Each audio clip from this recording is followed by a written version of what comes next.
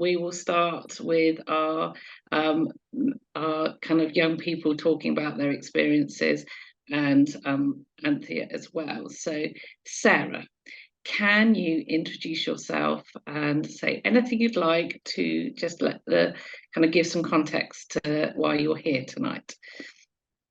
Hi everyone, I'm Sarah. I'm in my second year of university studying creative writing. But like Jane said, this is my first year of living away from home. And in my accommodation, everyone said, like, this is a home away from home. And they haven't been wrong. And I've been here like over a month and they're not wrong. I have a vision impairment myself, and a significant amount of sight loss from 2021. So like I'd always been visually impaired, but then in 2021 I just lost a significant amount of sight for no reason, like not for no reason, but no one knows why and stuff. So I've just had to adapt to a new way of living, I suppose. And living with that and multiple other disabilities, it's been a challenge, but it's been an enjoyable challenge, moving into student accommodation and starting university, if that helps. Thank you, that's brilliant. And Ola, do you want to introduce yourself? Yep. Hi, I'm Ola. I've so just started my 4th week of like doing natural sciences at uni. I'm guide dog user. He's currently in his bed. And braille user. I like lost most of my sight in like 2019ish, so I've like also had to like adjust and everything. But yeah, I've really enjoyed it. I've really enjoyed. I've got like yeah, I've really enjoyed like living away from home. It's been really, really nice. And yeah, and I'm really enjoying the course. It's way better than A levels. Brilliant. And your course is very different from Sarah's course, isn't it? It's kind of, that's nice. We have a creative course. And what are you studying?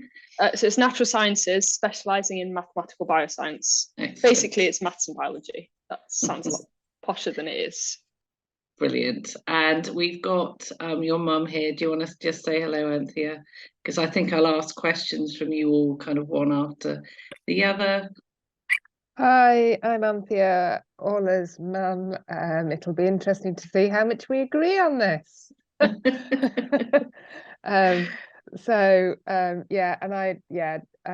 It's been quite a different change in a way, but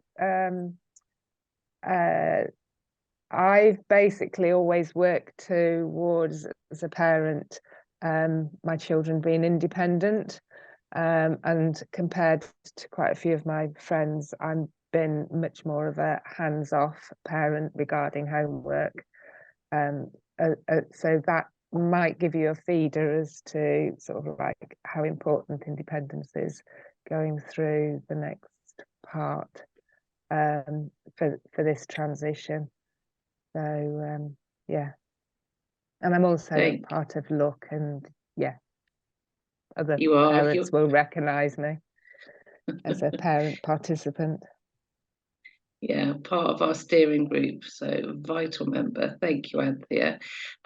Sarah, someone's asked what university you are at. If you're happy to share, that's fine, but don't worry if you're not. We can always let people know. Okay, I'm at Anglia Ruskin University at the Cambridge campus. There are 5 campuses of ARU now, but I'm at the Cambridge one.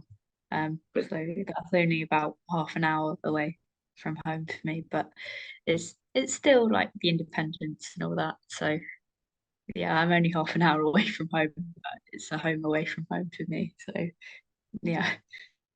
Thank you. So we've got, I sent Sarah and don't let your guests. Okay.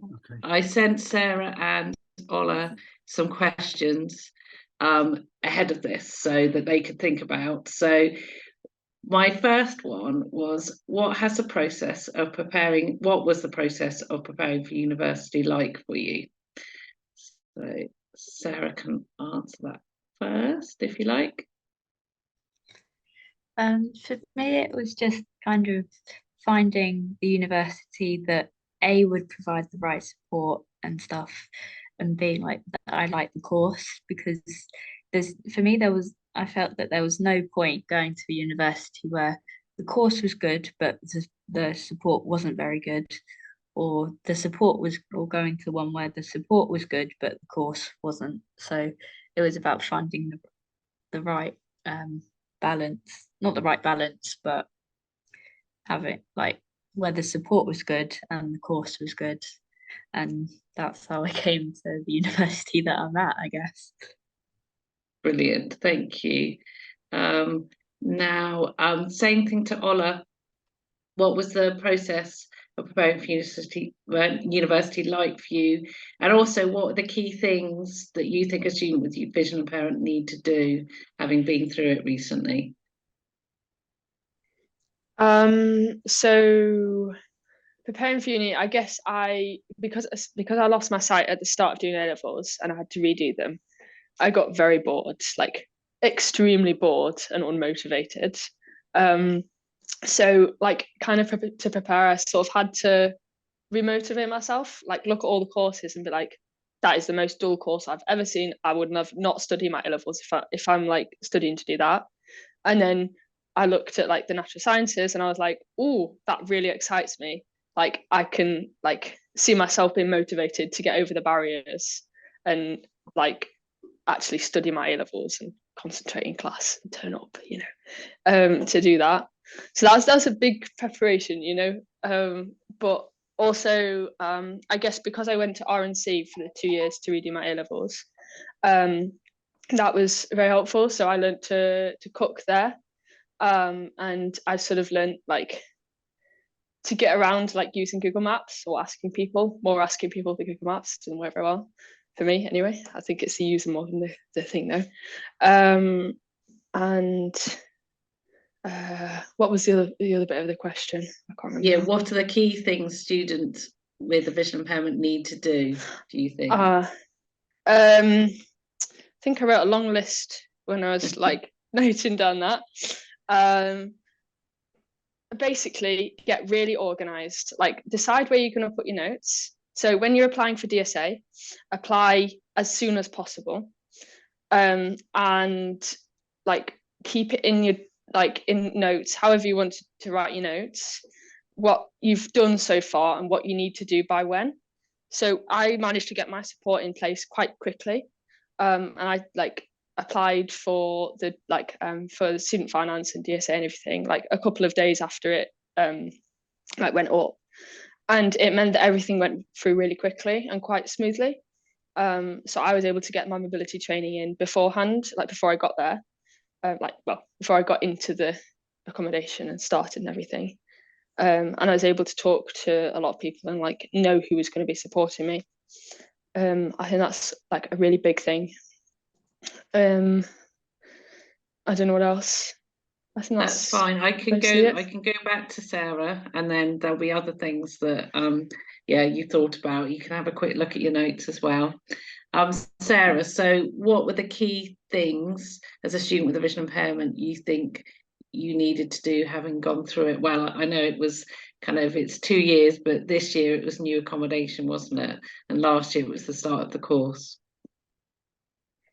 For me, like when I decided about where I was going to go for uni, it was kind of making sure I had loads of visits, and yes, I have a sight guide, but just familiarizing myself with the routes, with assistance, because I've got some help from the Century Services, I think it is, who have come and helped me do some routes and things, and that's really helped me last year and this year, because I've got new buildings for a start, and I've had to navigate my accommodation as well. So with the mobility and help and stuff like that, that's been really helpful.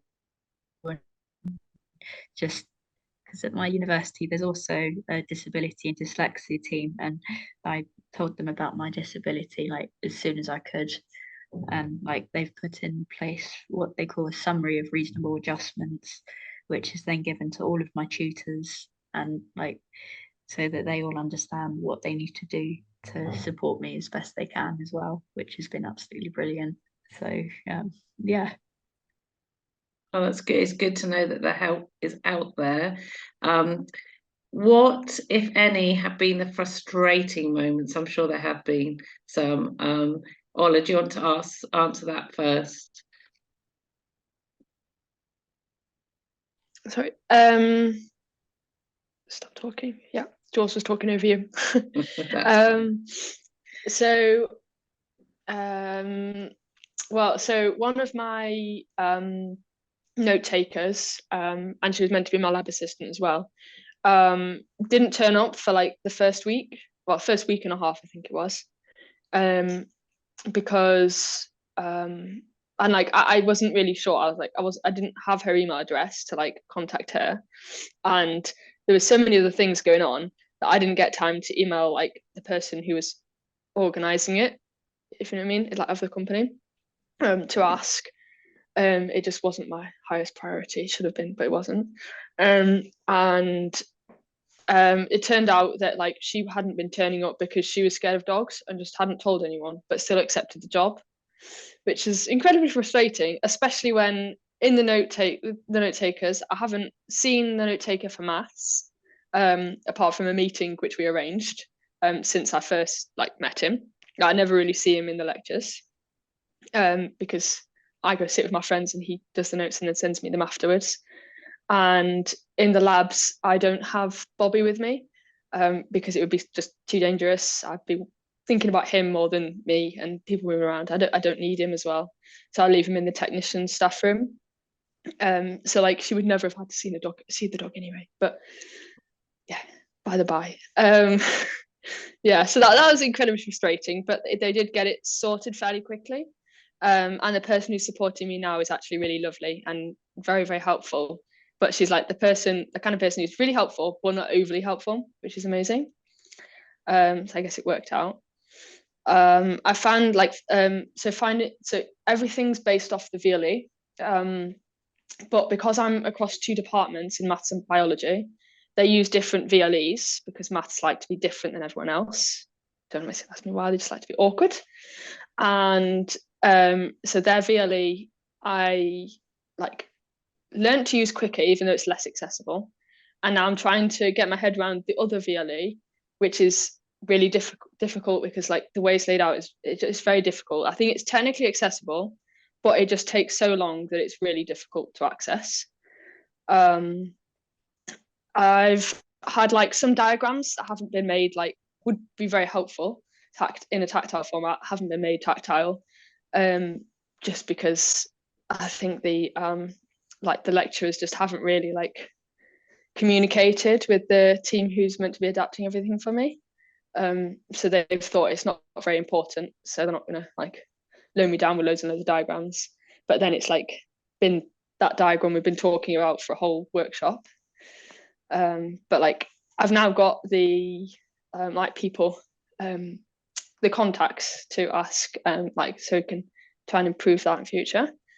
Yeah. And then I guess one thing is so societies, so not really like, so I went to an outdoor society, so they do walking, they do loads of walks, and they just kind of assumed that I would need way more support than I actually do. They didn't really listen to me, which is kind of frustrating. And I think I might be going on a walk with them this Sunday, so we'll see what happens. But yeah, that's a bit more of a wider thing, and I can't really control that very much because it's just how people are, you know. Yeah. Thank you. There's lots of chat, and I just want to reassure people we're doing the lived experience now, so we hear kind of what about this, but Megan Adams has got a whole timeline prepared. So kind of when start thinking the sort of things you can apply for. So yeah, and that will be in our resources as well. So just so you know and could be reassured. So Sarah, tell us about some of your frustrations. We're hearing about the bad things first, and then we'll hear about all the good stuff, because I know Orla has had a good experience. Yeah. What will you have your big frustrations been, Sarah? I think for me, like my friends have been absolutely brilliant, you know, supporting me when they can and everything, last year and this year as well. But I think for me, particularly in first year, like so far, touch wood, this year I haven't had any in lesson problems. Well, not too many anyway. Anyway, for me, I think the main thing last year was my note taker and sight guide support, because in first term it was all okay apart from when I had to go on a trip, and the agency that my sight guide and note taker were with had sent an email saying, sorry, your note taker can't make it, like your sight guide can't make it. So I was a bit like, what am I going to do?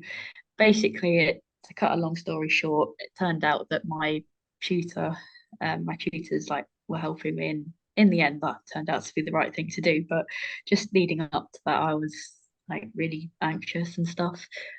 So that was that frustration. And then in January, like 2 weeks or something before I was supposed to go back, I'd had an email from the note taker to say, like, I can't continue to support you this term. I've got a job somewhere else.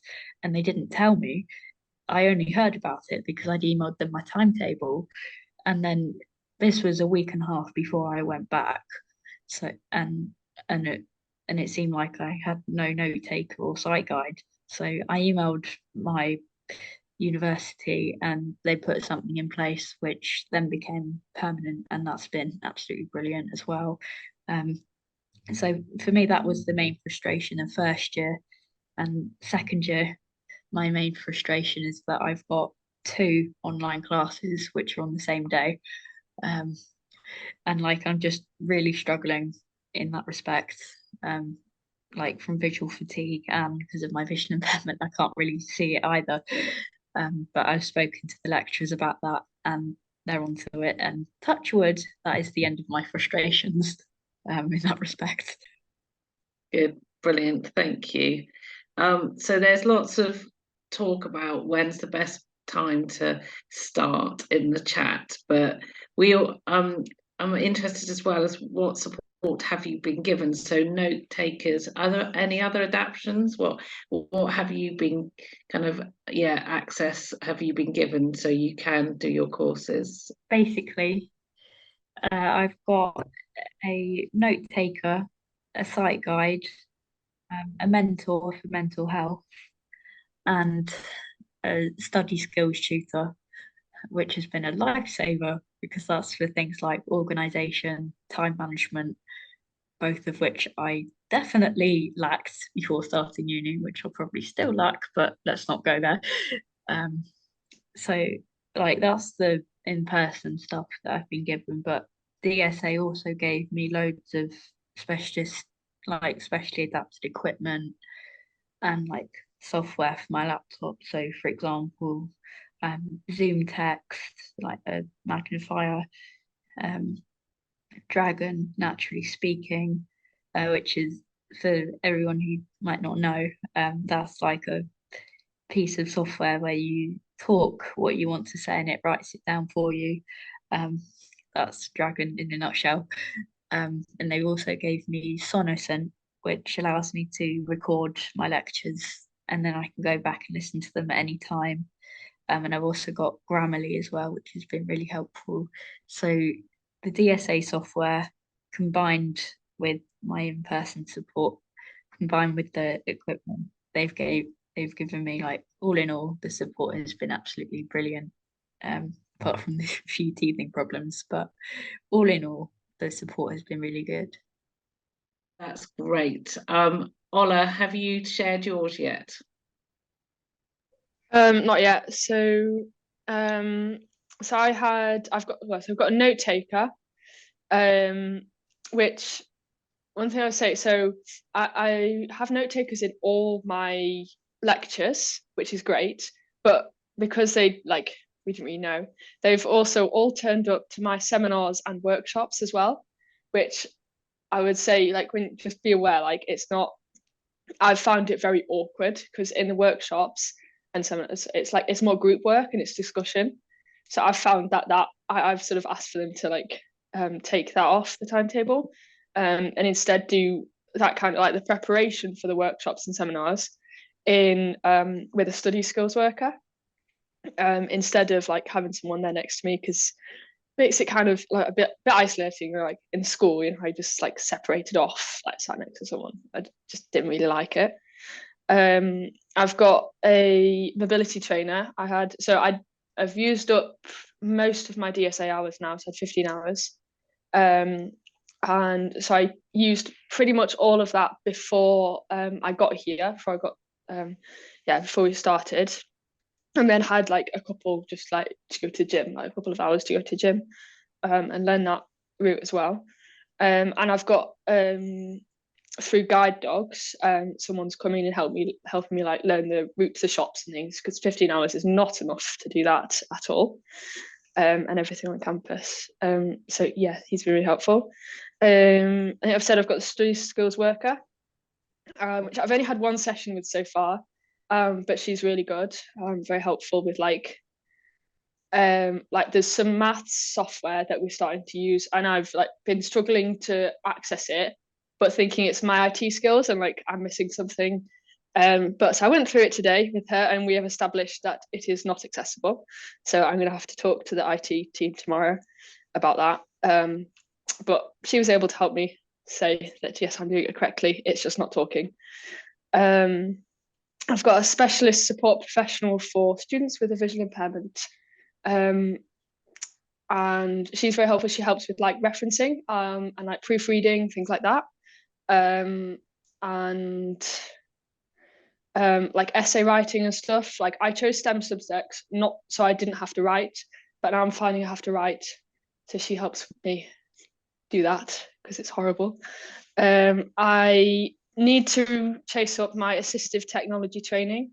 That was like through DSA, and so I got a QBraille XL, a TactiPad, the tactile view software, but that's more through uni. So yeah, I got the same Dragon software as I think Sarah did, but like to learn to use all of that stuff, I've got assistive technology training which I need to use, but yeah, it's just been a bit of difficulty like getting that, because I left it a bit late to get all my equipment delivered, and then they said that I couldn't get the training until I'd had the equipment delivered.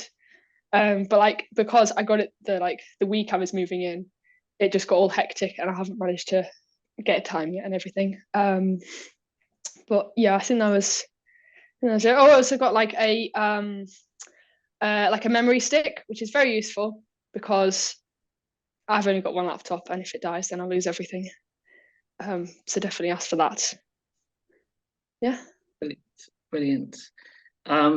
There was a quick question from Emily. She wanted to know what math software it is that's inaccessible, Ola. It's Maple. Okay. Yeah, I've not heard of that. I've heard of a few different softwares, and we're trying to do some work to make sure that if they are inaccessible, that courses don't use them. Yeah. So I'll look into that and just see if there's anything Okay. going on to make it more accessible. But Okay. yeah, that's good to know. Thank you. Yeah. Brilliant.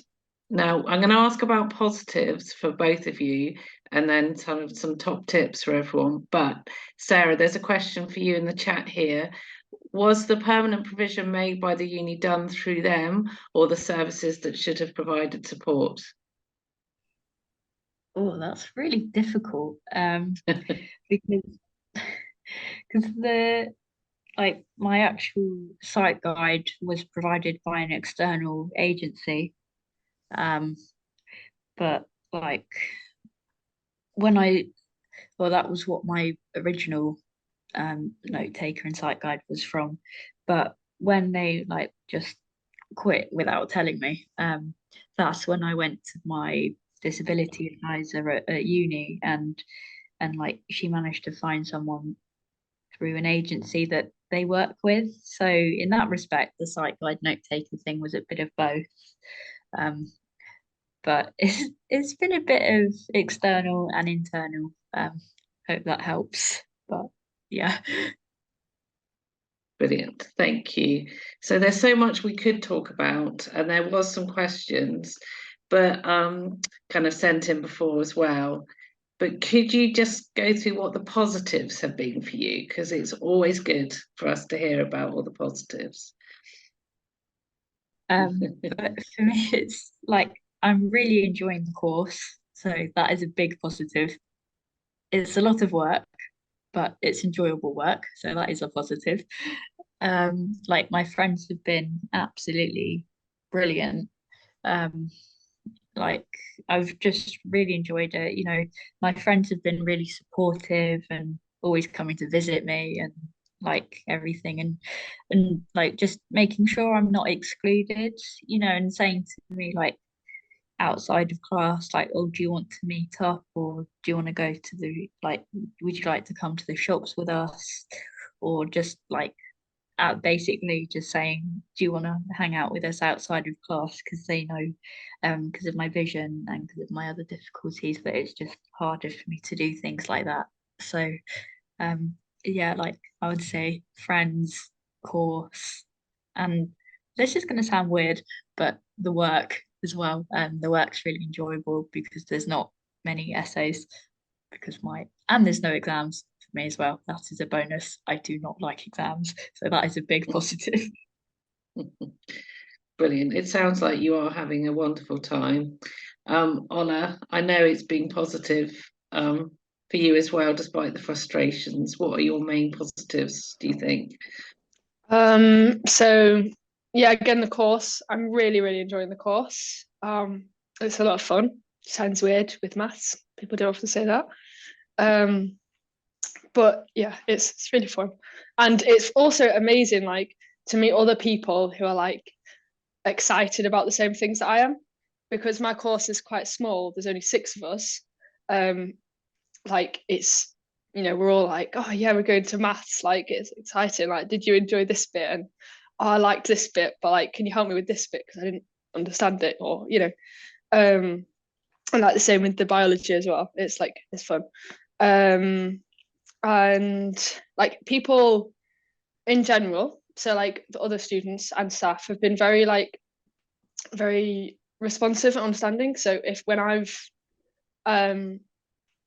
been lost or something and been slightly late, I've been trying to leave like, you know, a good while. Like I've been there when I haven't got lost, or I've only got slightly lost. I've been on time or early to everything, but sometimes I got overly lost, you know, and that just happens. It happens to everyone, but especially it happens if you're VI. So, but people have been very understanding. They're like, oh yeah, it's massive campus, you know, the geese will have been in the way or something of one of the paths, and Bobby might not have gone down that, or, you know, they're like, yeah. And also on campus, like it's quite easy just to ask someone and be like, oh, do you know where I am? Or like, where's this building? And then you can find out, like, use landmarks and stuff there. It's been really nice. You don't get into big cities at all. And people have like asked like I've found I really enjoy that people ask me what I want, rather than at school people told me what I needed, or sort of, you know, didn't put anything in place at all, and I just sort of sat there and struggled. But people have generally been like, well, so the natural sciences have a specific like common room type of thing, and they've got like they have like free coffee and hot chocolate and a kettle and everything there, and the person who's like organizes all of that sort of came and asked. She was like, oh, like what sort of like adjustments might you need in the nat sci room, so we can so you can find the hot chocolate as well as everyone else. And she'd already bought a braille labeler for the department, so they could use that in my practicals. And then she was like, "Oh, do you want me to like label the tea and the coffee, and I can label the kettle for you?" And I was like, "That's okay. I can tell the kettle without the braille." But she came and asked me, and she made time to have a meeting with me before we started. So she could show me around. I've got a mat and a bowl in there for Bobby, so he can be comfortable, which is really nice. Does help to have Bobby to like meet people, because obviously they come and say hi. What's your dog's name? What course are you doing? It's a nice conversation starter. And I quite like that I've been the one to organise the support, because I know who's going to be where and who's going to be supporting me where, and it's like me organising it. And if I haven't organised it, then it's me to blame myself. I quite like that. I think it's much more liberating than school. Brilliant. I've turned my camera off, hoping that my Wi-Fi doesn't go again. That's brilliant. People have asked, they'd like to know, some people missed the start. So Ola, are you happy to share which uni you're at? Because we're all a bit curious, because it sounds like they're making some brilliant adjustments for you. Yeah, so I'm at York. I think I saw that comment was asking like whether I knew I was going to be there beforehand. Is it that one? Yeah, I think there is. Yeah. Okay, yeah. So that was something I was going to say. So my exams went really badly. I didn't finish the maths exams, and like some of them, well, everyone knows, the frustrations with exams and making them accessible. It just didn't really go very well often. So, and because I get migraines a lot as well, I had a migraine during a couple of my exams, which also does not bode well for the results. So I had basically written off, I'm at York at the moment, so I'd basically written off that. I was like, I'm not going to get those grades, I'm not going to go. And Harriet Watt was my insurance.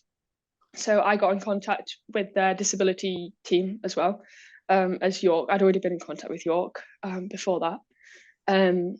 And they had, because they started a lot earlier, I think it was only 2 weeks after results came out, that I would have started at Harriet Watt. They had a lot of things sorted for me, and they were like, they found a place that would be good for Bobby's spending area. They'd got good lighting. I am comfortable in red lights, so they'd found a company that they could buy red lights off. They'd found tactile bump-ons and all that kind of thing. So I felt much more relaxed going into results day, thinking that either I was going to a really good course that I was really excited about with good disability support, or I was going to a course which I was not as excited about, but it was also really, really good, and amazing disability support, because I've been in contact with her a lot. They're so either of them are pretty good. So I was much more relaxed going into it. Obviously I did end up with York, and I think I don't know my results. I don't need to, so I don't want to know. But they as soon as they knew I was going, they got in contact with me much more, and it was much better. I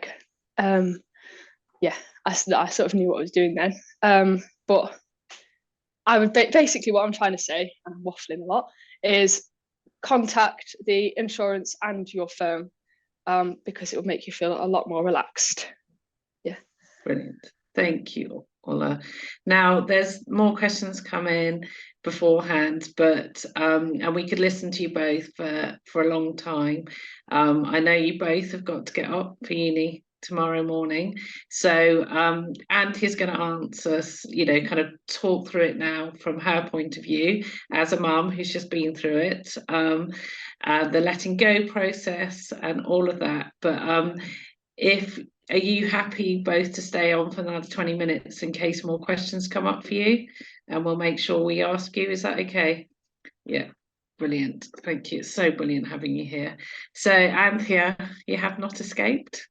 Yeah, I'm just going to, I made a jest earlier on about Orla and I agreeing on things. I'm just going to correct her a little bit. And just in answer to your question, no, Orla, you didn't waffle too much.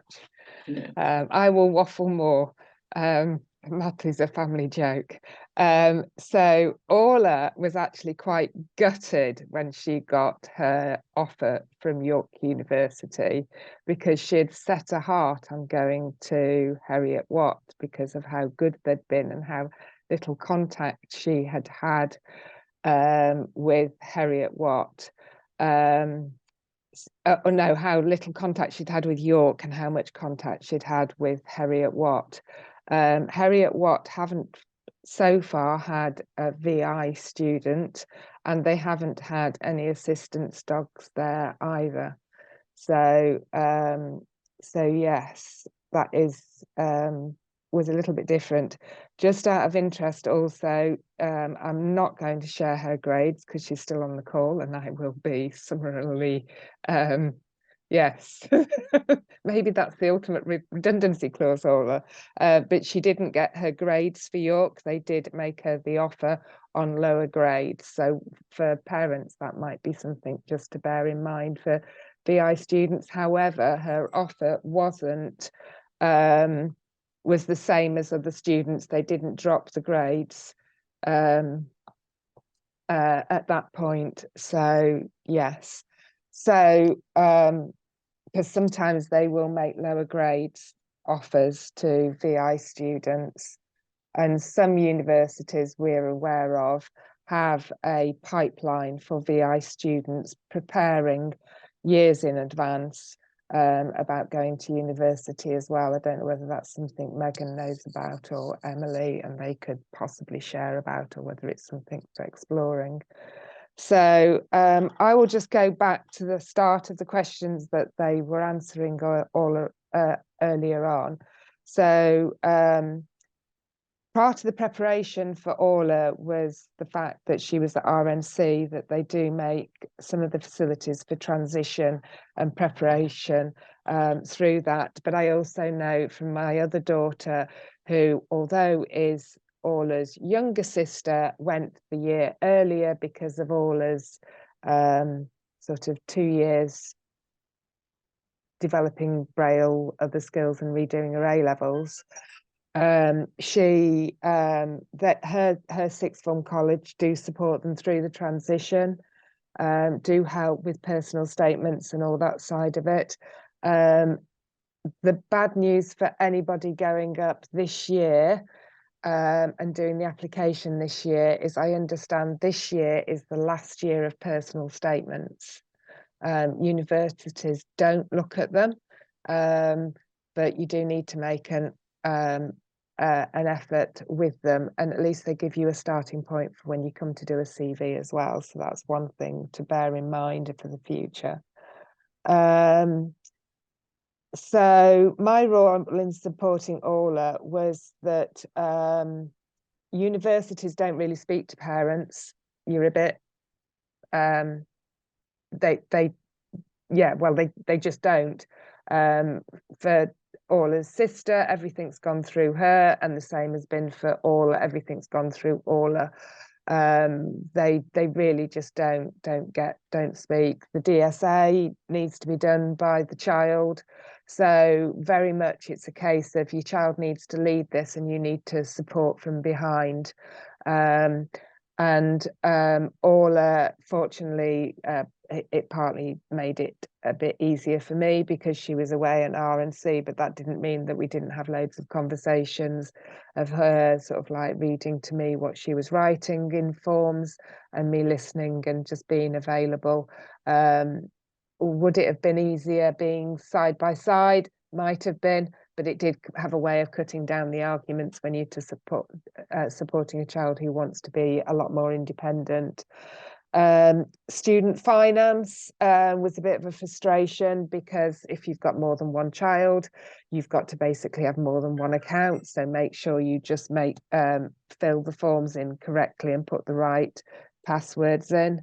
So for UCAS, actually, it wasn't me that helped Orla. I did do some bits with Orla, but her sister actually helped because she'd got current experience. So that was quite good. Choosing the courses, looking at the courses, looking at all the universities, Orla did all that. And that actually started to select out which universities may not have had very good accessibility on the web pages. So she just wasn't inclined to look at them, but also because of her subject choice, her choice was restricted as well. So where else have I got to? So it's a sister, descriptive one. Yeah, phone calls. So the positives are, and I've said this to Orla, in that she has grown a lot, especially over, I actually have written down the last 10 months. I'd actually say that actually over the last 6 months, she's grown a lot as well. The other positives is that because Orla was already away, a lot of the things we'd got, like crockery, cutlery, we'd got bedding, we'd got pillows, we'd got. So we'd already, and she'd already refined what she needed as well, because inevitably when you go the first time, you take everything, including the kitchen sink. So you do need a TARDIS to do that drop off, especially if you've got a guide dog as well.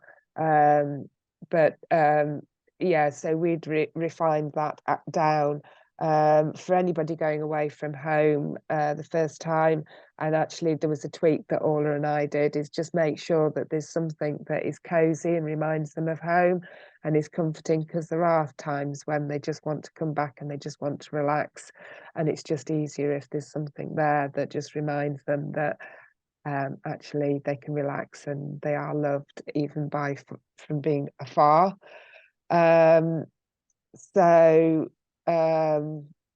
And we also went for something tactile, so I had some wooden fruit, so Orla's now got those in her room, which she said has been a help. Freshers Week, Orla didn't share the funny stories in this part of the call, but she was playing musical chairs in one of the society groups. So one of the things is important is about putting yourself forward and just being able to mix so Orla was playing musical chairs, and she just accepted that sometimes she'd sit on somebody else's knee and somebody else would sit on her knee. And I think that's part of the game anyway, irrelevant of whether you can see. But she just accepted that it wasn't about winning, it was about getting to know people and about being involved.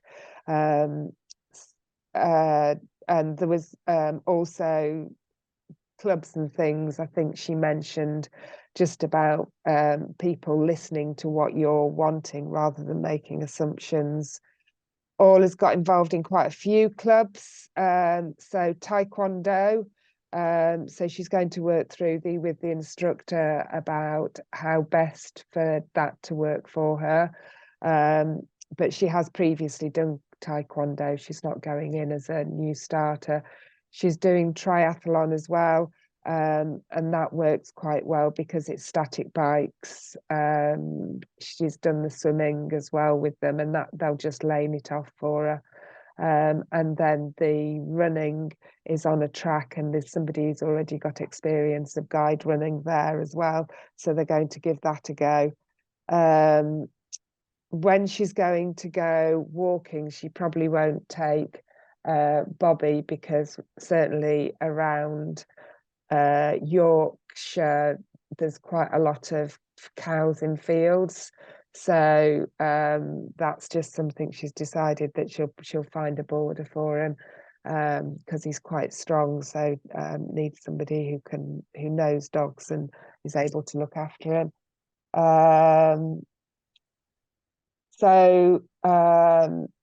Message to other parents is, and I've already mentioned this, is let your child drive the process.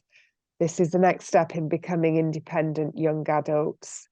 The university, so this is all a repeat of what I've said, the university will directly liaise with them.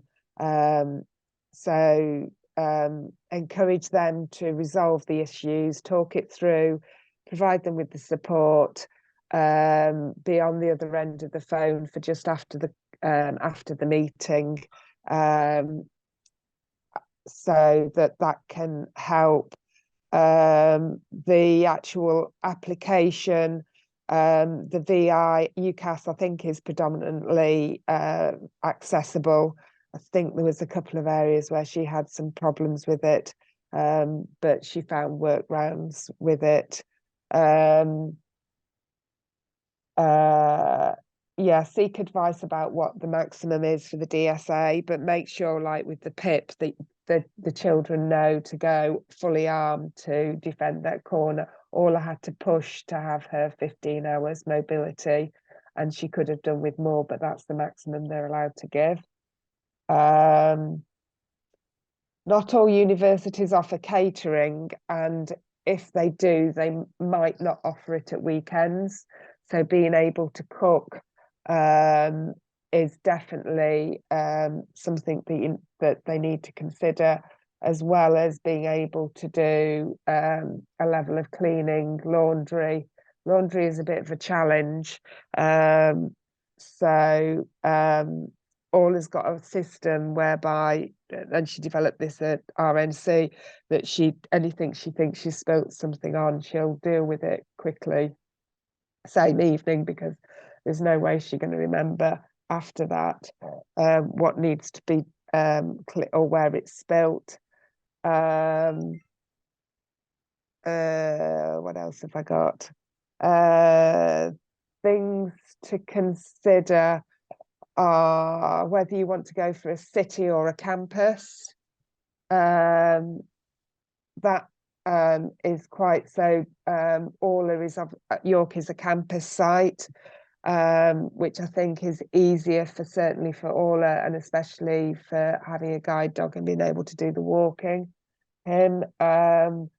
Whether to go for whole university or a collegiate. York is collegiate, so it makes the groups smaller for the houses, and it also leads to a bit of inter-college competition as well, which might be useful for things. Accommodation, consider what would work, flat stroke studio, being on your own, or whether shared accommodation is the way to go. But just be mindful that shared kitchens are full of challenges for all students, because there's always students leaving things lying around. But for a VI student, that just notches up a bit, because it might include knives being left around and other things. So that obviously is a safety hazard there. Top tips I've got: encourage your child to complete the forms as early as possible, and this can avoid clashing with deadlines, exams, and manage fatigue and anxiety as well.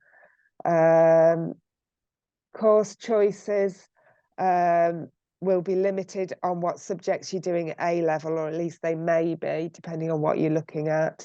But equally, consider hobbies you've got, because that might give you some way in onto some other courses as well.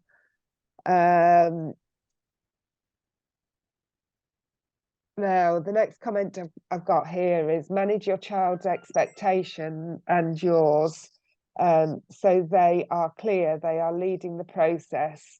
And so I'm telling you again, what I've already told you, is the child needs to lead on this, and you really just need to be by their side. Go to the open days. Now, Orla didn't really cover this, but she felt it was really important that you go on their own, or it might have been said when I missed it, that they go on their own. Orla and I actually did go to the post office day, which was useful, because at least I got to see where things were. but also there was a couple of things that Orla wouldn't have opened up about. So I actually did step in and actually say something about that. I can't remember what it was. I think it was something to do with how poor exams are, and accessibility with exams, that they were quite shocked at. And certainly they've made all impressions so far for Orla is that when it comes to assessment, that they're going to really make it accessible for her because they've got control over the exams and everything. Remember, you're only a phone call away once they go, and that no call is generally good news. I think that's probably it. I know there was some questions to do with local authority and DSAs. I don't know whether you want to do those now, Jane, or what you want to do. I think it's important that we get the parents are itching to hear the practical timeline, but it's really helpful to have your insights as well as Sarah and Orla. Sarah and Orla, can you quickly say anything about accommodation, because that's the one thing we didn't really talk about. So, you know, have you been able to manage accommodation? Are you happy with where you are? Sarah, do you want to go first? So you need to remember to direct it.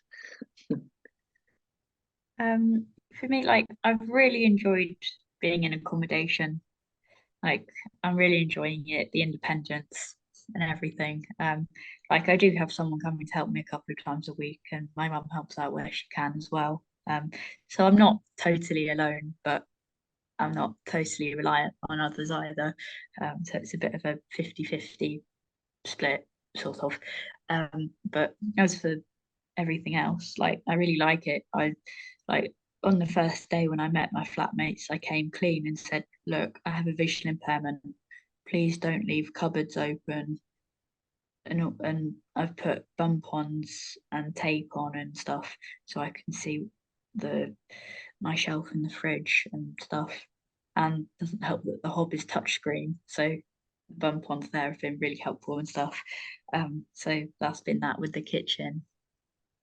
In my room, they've put up a large print version of a health and safety poster with all the important numbers on it.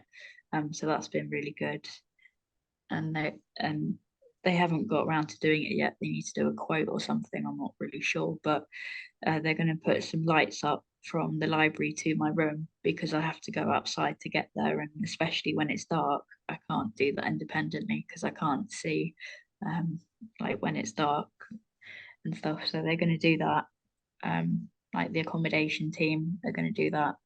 So that's all the problems, but all in all, like, I'm really enjoying it because my flatmates are really supportive.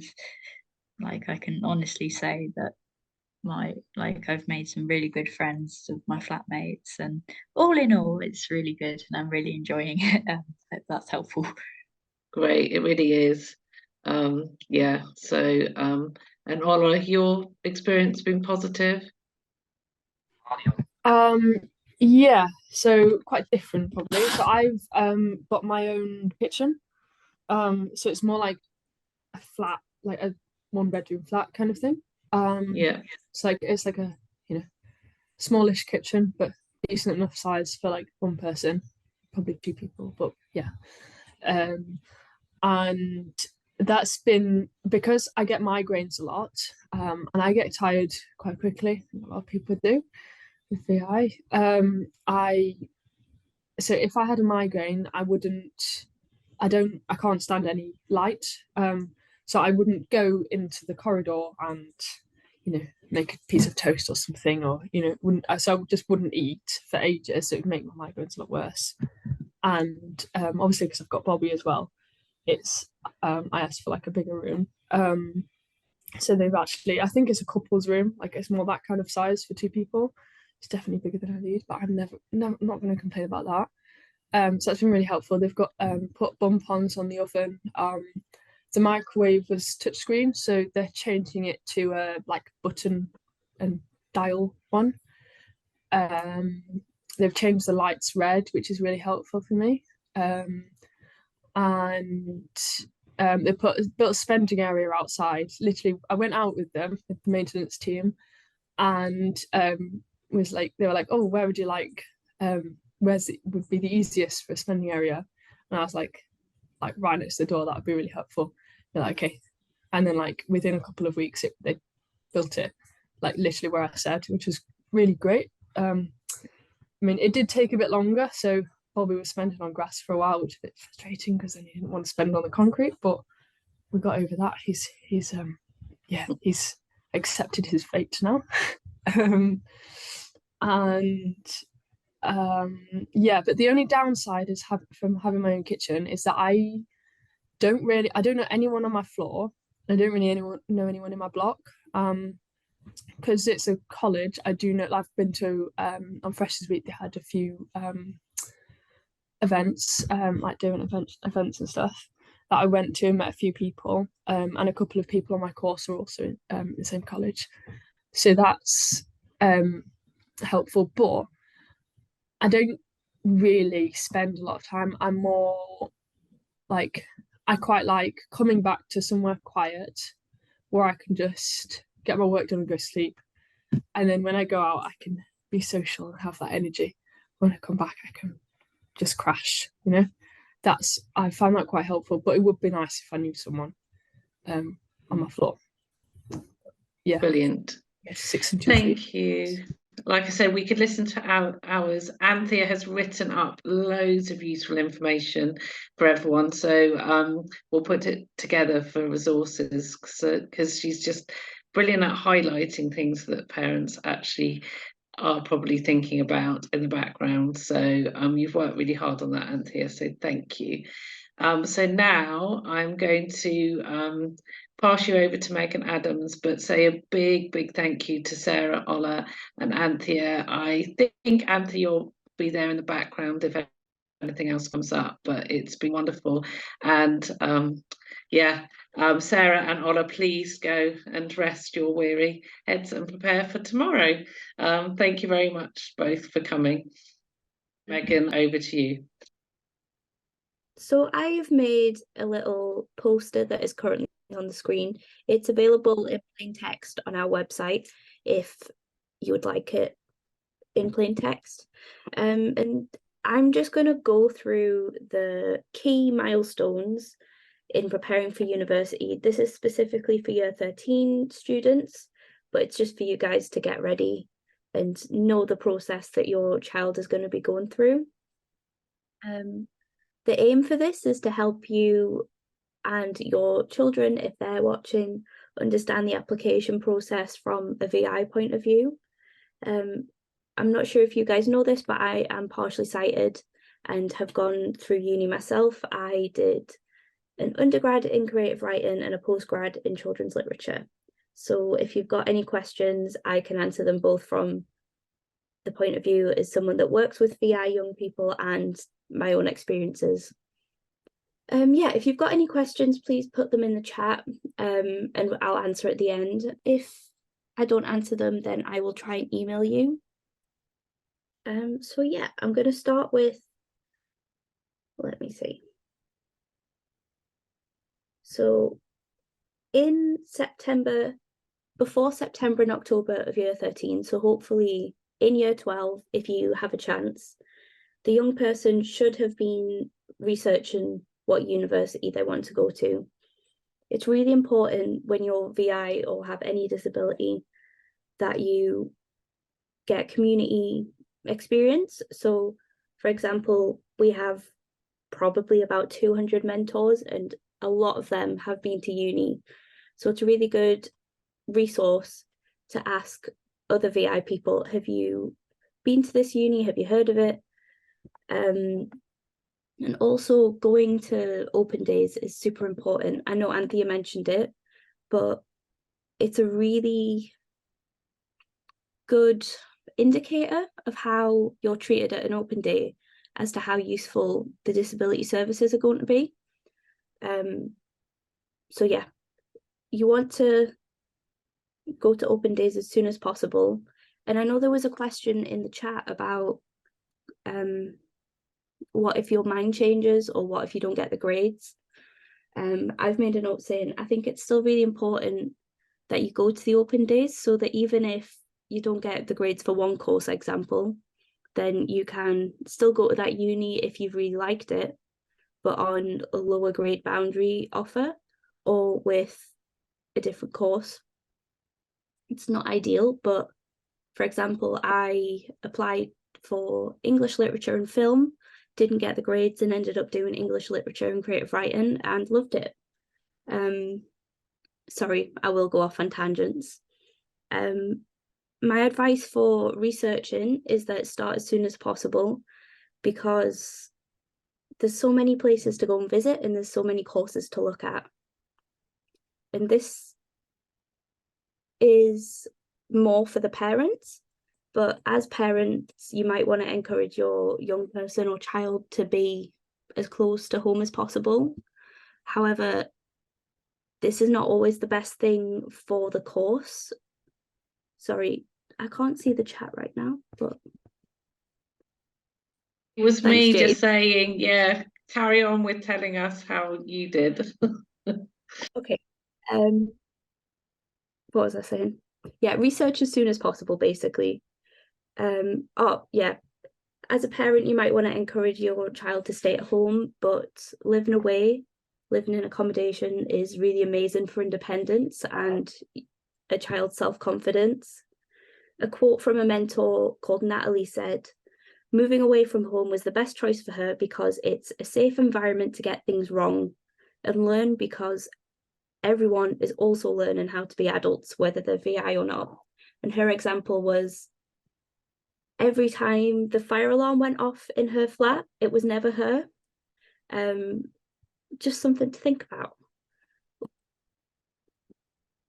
So the mentor tip for researching and deciding is basically what I've already said, but you can tell a lot by how welcoming the disability services are. If you get a good vibe from them, if they seem knowledgeable about reasonable adjustments, it's often a good idea to ask if they've had VI students on the course before. Another tip from mentors is to check if the university you're interested in does a foundation course. So for example, there are often broader courses like a humanities degree or a sciences degree. They're usually 1 year and they help you get used to the new environment, get used to the campus, learn really important things like referencing that first years usually don't get much support in. Sorry, I've got 2 laptops going here. I keep losing which one I'm on. I have a list of questions to ask for open days. It's currently on our website, but I'll just go through them. Questions like, have there been any VI people on the course before? What software do you use on the course? This is especially important for courses like psychology, maths, and sciences. Is there a disabled student society? How busy is the disability team, or how big is the disability team? Because that'll give you a look into if you're going to have one particular caseworker or whether it'll be a whole team effort. Are the societies accessible? Do they have accessible sports facilities at the gym? If you're in a city campus, how good is the public transport? I also advise to arrange a visit with the university as soon as possible. So that would be separate from an open day.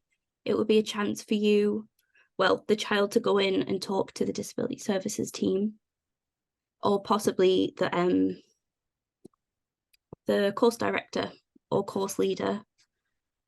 Okay, so the next point would be in January, UCAS and DSA. I'm not going to talk about UCAS really, because that is something that's usually covered by a college or school.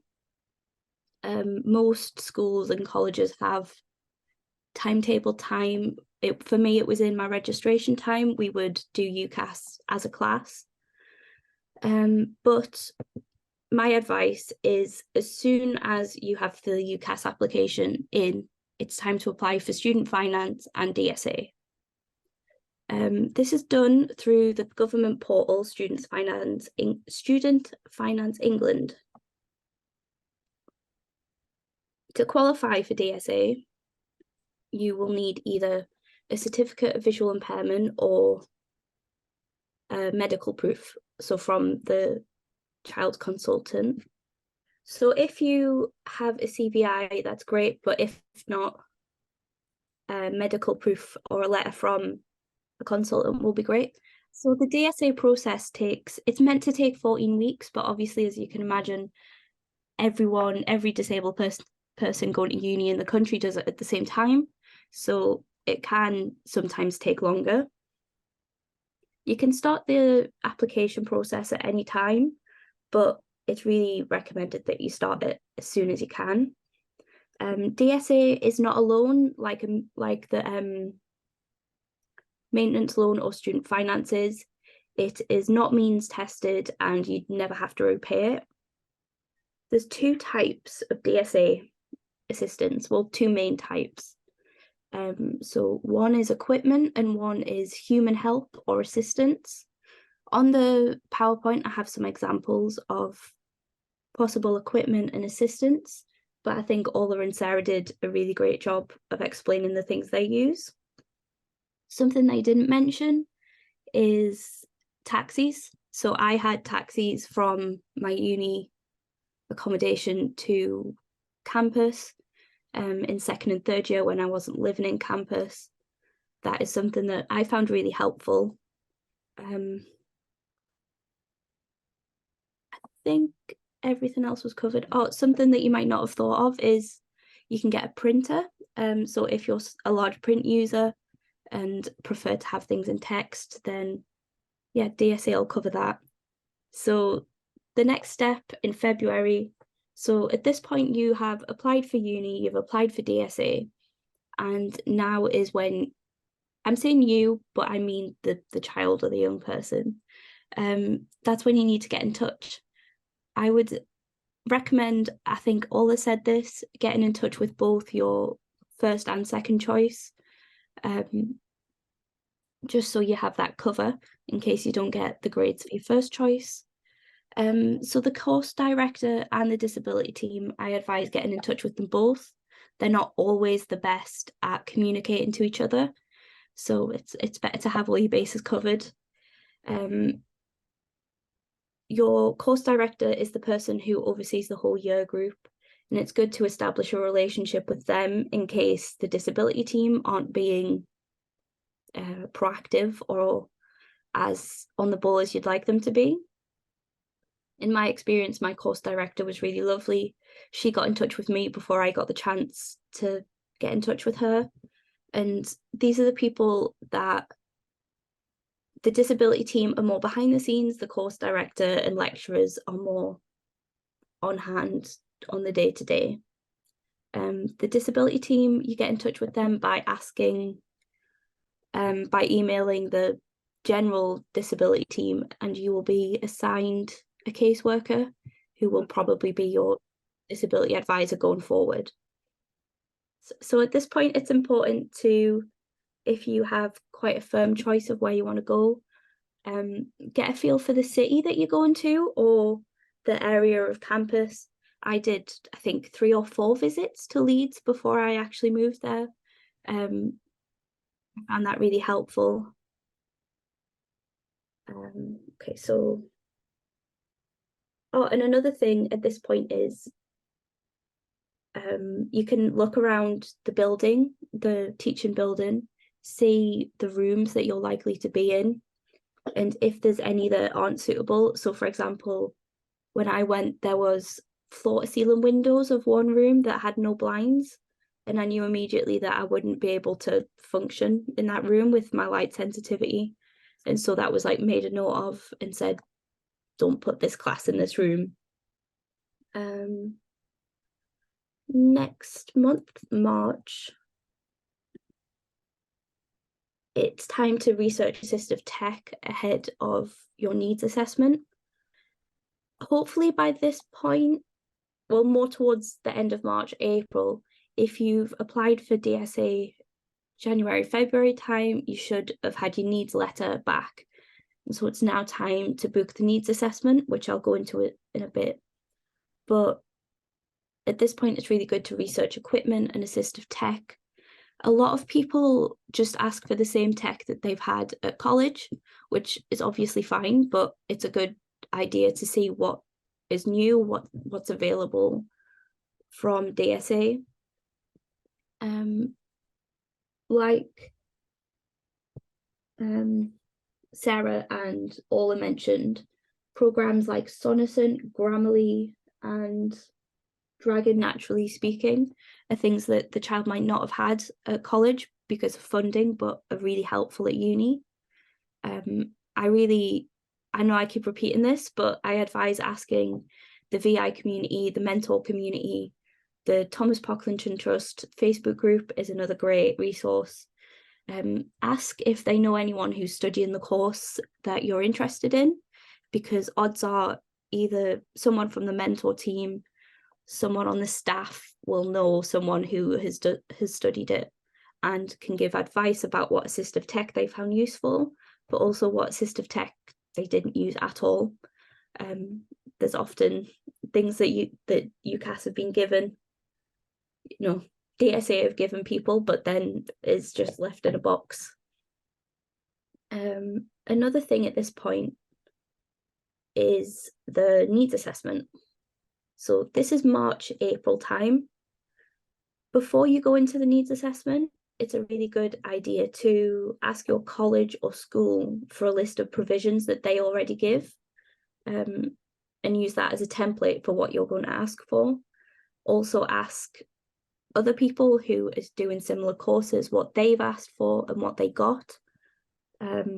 It's a good idea to ask about your current accommodations, because a lot of young people don't see the work that goes into it and therefore forget that certain provisions are being made.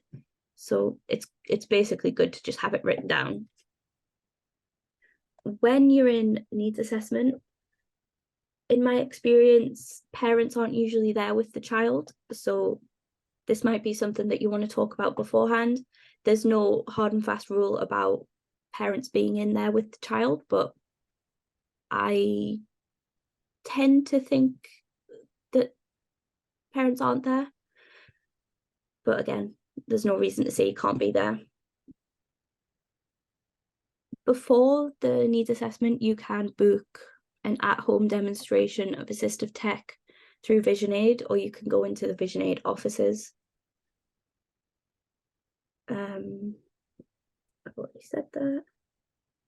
So by now, by April, hopefully your decision letter will have been sent to you. These are usually sent by email, so decision email. It's at this point you need to book the needs assessment. On the email you get from DSA, there will be instructions on how to do this, so don't worry about that. But also you can find the nearest assessment centre on the government website, which I will put in the notes that I send out to you later. So the needs assessment is basically an informal chat with an assessor. I think Anthea mentioned it's a good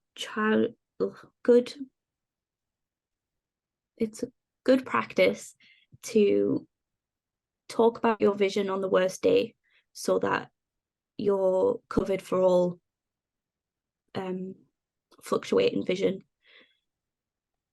The needs assessor will make recommendations of provisions and ideas of things that you can ask for, but I honestly think you should go in as prepared as possible with a list of what you want, so that if the assessor isn't familiar with technology, or for example, recently we had someone whose needs assessor didn't know what an SSPVI was.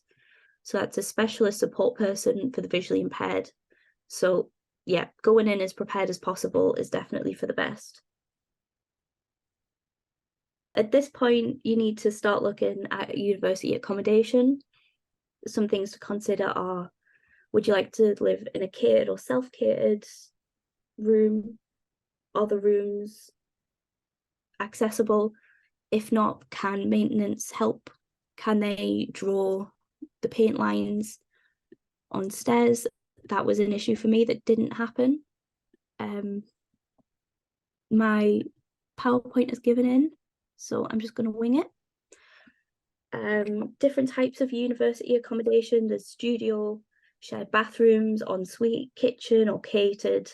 Is there a laundrette, and is the laundrette accessible? Anthea and Ola mentioned that. If it's not accessible, is the maintenance team proactive, and will they help out? VI people might be entitled to an accessible flat. These are usually studio apartments, so they're bigger to have room for mobility aids or assistance dogs.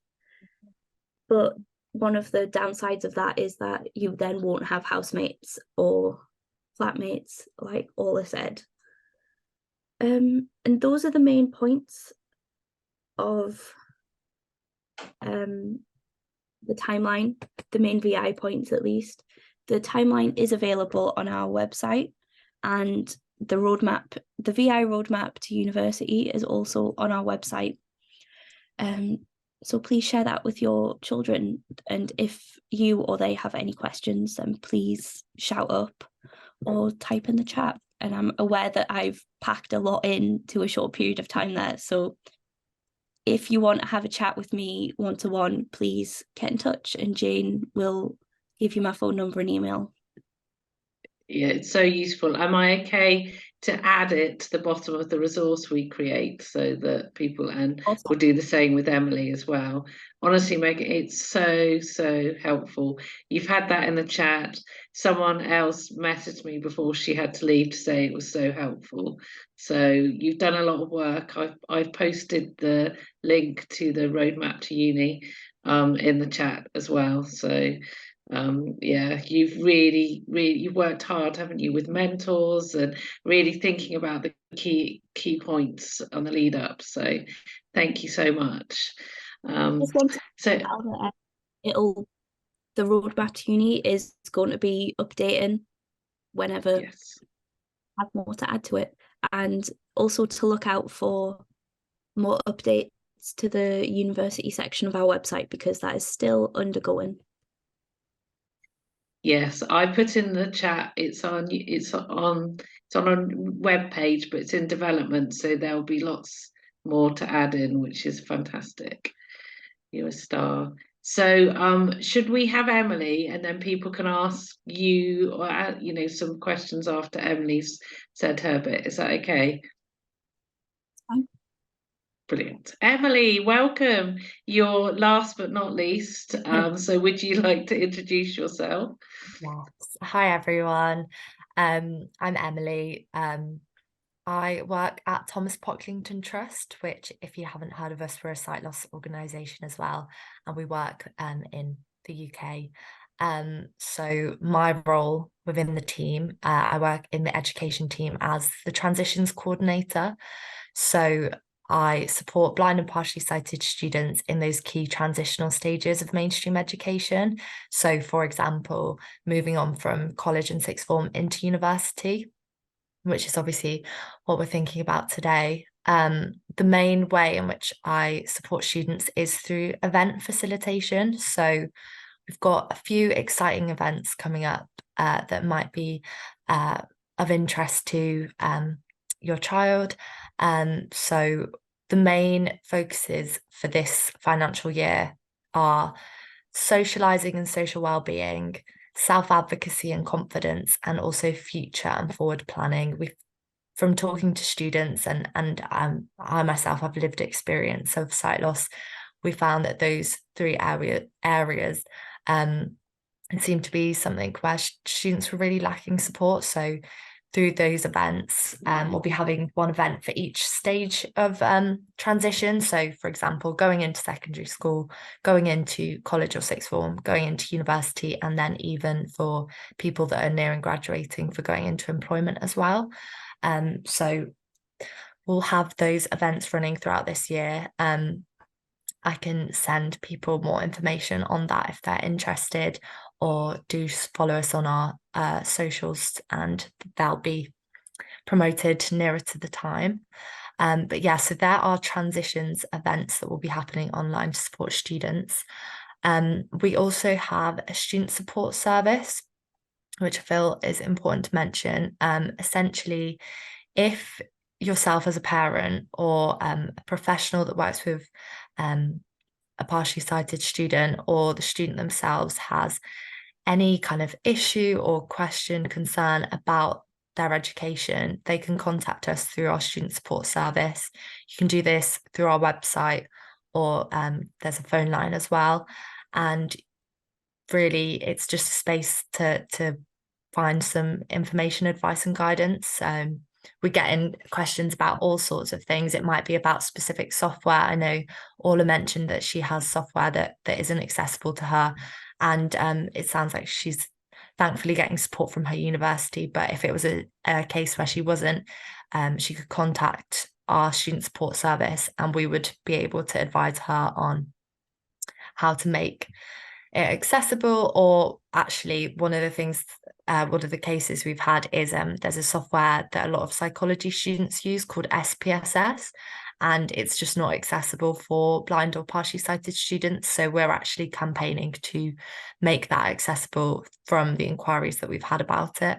So, there's lots of space to ask lots of questions or express concerns about kind of your education, and hopefully then the team can support students in that.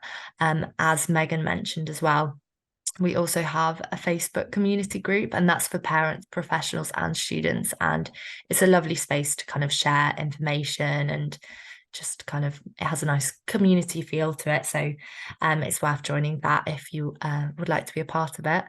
But that's the kind of main overview I just wanted to give about what we do at TPT and what we could do to support you and your child as well that's looking into going to university. And yeah, and then I suppose is it question time now, Jane? I think so. I think question. You did have a comment from say, yes, please, can I have all the information on transition events? I think a lot of people would be interested, because some on the call had their children aren't yet 12, 13, and it's so key, isn't it, getting the transition right? So much to do with it as well. There's so much to cover at each stage. So the dates for the events aren't yet confirmed, but I can share that information with you, Jane, once they are, and if you could send it out, or I can give people my email, whatever's the easiest way. But it'll definitely be on our socials and website if you keep an eye out. But I'll try and get that information to everyone as well. Brilliant, thank you. So there were questions that were asked, but so if anyone wants to put anything in chat, maybe both of you could answer something that was asked in advance about pressures. How did you two manage that whole kind of the social side of university? Because disability student allowance doesn't really kind of that include that, but it's a really important part of university life, isn't it? So for me, I lived on campus in first year, which was really helpful because everything was very nearby. So society events, the SU was only a few buildings away. So that was really helpful. But also I moved into a shared flat and made really quick friends with my housemates, and they were sort of my ad hoc guides if I needed them. I didn't get any mobility or sighted guidance support at my uni, but a lot of the time I only left when I was with someone, so it wasn't an issue for my first year. And that was probably more to do with my anxiety than it was my VI. But so making good friends really helped, living on campus, and also joining as many things as possible. I didn't end up staying in any of the societies I joined, but it was really good to meet people and prove to myself that I could be sociable. What about you, Emily? Yeah, a similar situation in terms of meeting people through accommodation on campus. And also, I did some orientation work before I arrived, so it was really helpful to know where things were. Like I'd remembered my routes and things, and that was really helpful during freshers, because it just made you feel a bit more at ease that you knew where you were going, even when you're with other people as well. Um, so I found that really helpful. And then in terms of freshers fare, I did go along to that, and I didn't find it too accessible because it's very kind of like noisy, lots of people around, and it's a lot of signage. And so there was a few societies I kind of went up to ask what they were, and then thought, oh, it's not for me, because there is a society for everything, which is good and bad if you're going up to every single one of them, because you're taking up a lot of your own time there. But I found the best way to approach societies was online. I went to University of York, as I know Orla said that's where she is, and at York they have it's all on their website, including contacts for societies. So I tended to just email someone and say, I'm really interested in joining this society. I'm partially sighted. What support can you kind of offer? Or like we discuss both like what I'd kind of feel comfortable with or what I'd recommend. And that was really useful. Also, I really enjoy going on nights out. And as a blind person, that can be really difficult. And so, as Megan said, in terms of finding friends, that's a really important part about staying safe in that kind of environment. And again, doing your orientation, so knowing where you're going out to and how you can get back, and having like important contacts on your phone as well, I think is really important. So like taxi firms that the university has mentioned, or they might even have a helpline. I know they did at York. And obviously the people that you're going out with as well, having their contact information. So if you were to get lost, you can contact someone. But yeah, that's kind of my experience. Just in case your phone dies, power banks are Yeah, amazing. yeah, really handy. There was a question in the chat, Jane. Could you read it out, please?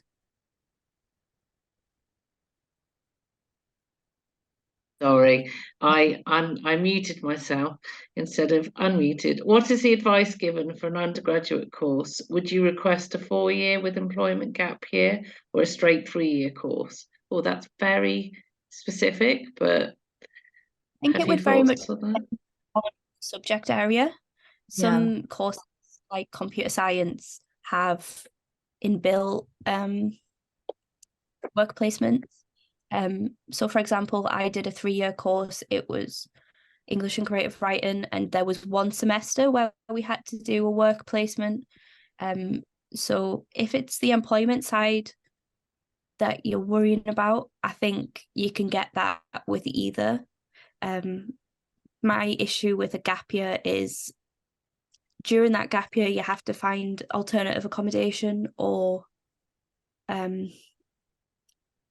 can't think of the word, alternative accommodation, which is a tricky part. And also other people like your friends and housemates might have moved on, which will make coming back to uni that more difficult. But honestly, I think it depends on the subject area and what you're hoping to do afterwards. Yeah, I think yeah, I would definitely agree with everything you've said, really, Megan, and just reiterate that it's up to the individual, really, in terms of what they want to get out of their degree. I think doing kind of like a placement year in industry can be really helpful. And I know that a lot of people are concerned about the fact that there's not very many work experience opportunities for blind and partially sighted people out there, and that can be a really hard thing to access. But there's definitely things being done now to kind of to make work placements more accessible. I know at TPT we've run an internship program, and I know Blind in Business do work experiences as well. So if you're worried in terms of thinking about a student being blind or partially sighted and not being able to access work experience and therefore doing it as part of the degree, I wouldn't worry about that too much, because there is definitely other opportunities. But if it's more of a thing of them being interested in just pursuing that work for a year, then I think it could be an exciting thing to do. Also, on that note, we do have mentors who have done degree apprenticeships, so that's also an option. Brilliant. I was wondering before we go, because it feels like it's been a really informative session. Have you both got some top tips? Because Anthea shared some, but have you got some top tips? I guess, you've put loads of stuff together, Megan, but are there some kind of key things that you think we need to consider? Mine are more for students rather than parents, but my biggest one would be feel the anxiety and fear, but just do it anyway, which I know is a very tired phrase, but it's very true. I had really severe anxiety during university, and honestly, the only thing that helped me get over it was just trying things and just pushing through it. And a lot of my anxiety was related to my VI. So yeah, just trying things, sign up to as many things as possible, and try to enjoy it, because even for how stressful uni can be, and it's meant to be hard, but it is a really valuable life experience, and I'm really glad I did it. Thank you. Emily? Yeah, again, I'd agree with what you said, Megan, and I think preparation is really important. And by planning ahead, you can make it easier for yourself once you're at university. And I think that roadmap is a really good resource to follow to do that. I think orientation is really important. Being able to get that mobility training and feel settled and familiar with your environment, I think can really help you to then feel more confident in getting out and about at uni. In terms of parental support as well, I know my mom would really want me to say this. I don't know, Anthea, how you feel about this, but for me at uni, you can, even though you're over the age of 18, and so everything does go through you as a student, if you agree to it, you can kind of make it so that your parent can be in contact, which is totally a personal preference for both you as a parent and the student. But for me, I knew that it was important that if anything was going on, that the uni would be able to contact my mom. So yeah, we just came to that kind of agreement. That's what worked for us, but it might not work for you, but it is an option there if it was something that would. Yeah, I did the same. It's a really good tip, so we'll make sure it gets put on our kind of resources, because I know we did a session a couple of years ago, and I remember that was something that came up, and not everybody knows that you have that option. We need to let our kids go, but we also need to be available so that if they need us, then the university will contact us. So that's brilliant. Thank you. Anthea's hand is up. We need to hear your words of wisdom, Anthea. No, Ola's done the same, Emily, especially with her migraines, because she can be quite debilitated with those. And I just think it's wise. The other thing that I would say is there's a national charity somewhere that you can phone, and they will stay on the phone with you if you're walking home somewhere. I can't remember where I've come across that. A very useful piece of information that I should have remembered where it was. I will ask around, because I think that's also important, especially it's not just about being VI, it's also female and VI. Sorry to be sort of like about that. The other thing that I would say is it's not a top tip. It was something that was a first for Ola, and I'm going to well up, is that when Ola was at sixth form, she was excluded so much. So in the first week of lectures, they'd done a tour around some of the science buildings, and there were some girls that she was with and then had got parted from. Ola ended up in the canteen cafe area before them. When they arrived there, they came across to Ola and they said, "Hi, Ola, we are and said, "Are you joining us? Do you want to join us for lunch? We'll get a table and you can come across." That's the first time that happened to her, and that was just so yeah, it was just, it's such a different place to anything within education that she'd experienced before. So Orla's got some notes as well that Jane, I'm sure, will include, because she just sent me a message saying I didn't include half of what I wanted to say. Yeah, and as for degree courses, there's also an MSc option, which is a cost-effective way of getting a master's if you're thinking of having a master's. You can still have the year-out options. But also just be mindful that a friend of mine, and her daughter's not visually impaired, but she was going to have a year out. She started work during the summer, and then the company ended up going into bankruptcy. Sort of about it was, she then ended up going back onto her uni course and rejoining the year that she was supposed to have been out, but a little bit late, so she had a catch up. So you can have the best plans and it still doesn't work out for a year out. Good. Can I just add? Thank you. Yes. Another tip that I have gotten from mentees and mentors is don't feel rushed into going to uni because everyone else is.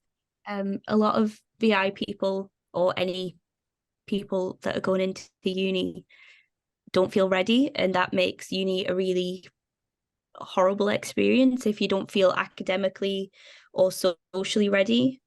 So taking a gap year is absolutely fine. We have a mentee who is brushing up on her like mobility skills during a year out and her screen reader skills, and I think that's really admirable because it's brave to do when all your friends are off going to uni.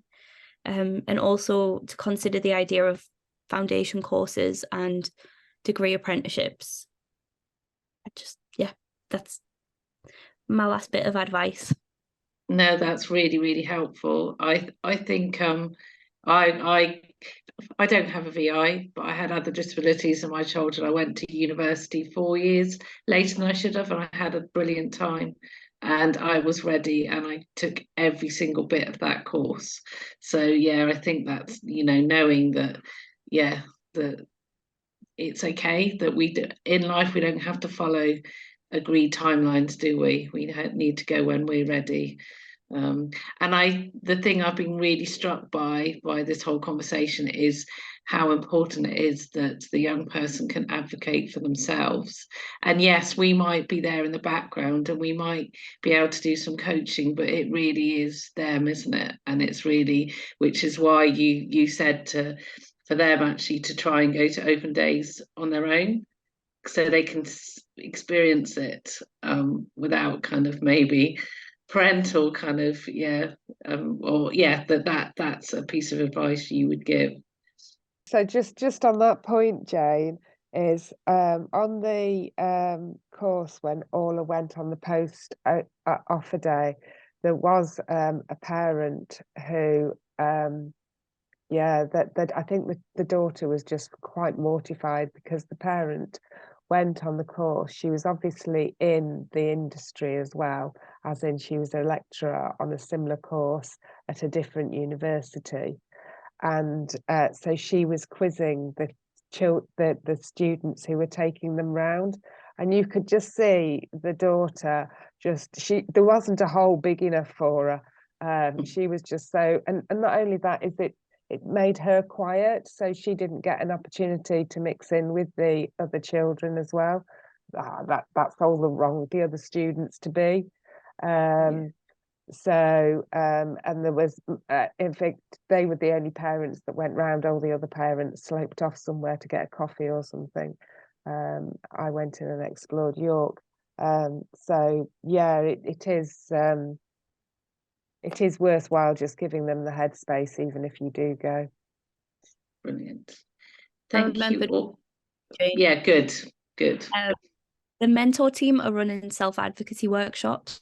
They're happening monthly on Saturdays. I think right now we're all booked up, but I will pass along to Jane the next time that happening. Yeah, I think it's so key. And the fact, Emily, that you'll be doing it as part of your transitions work as well. So we all agree advocacy is key. Thank you all for coming tonight for your chats. Yeah, we really appreciate people's input.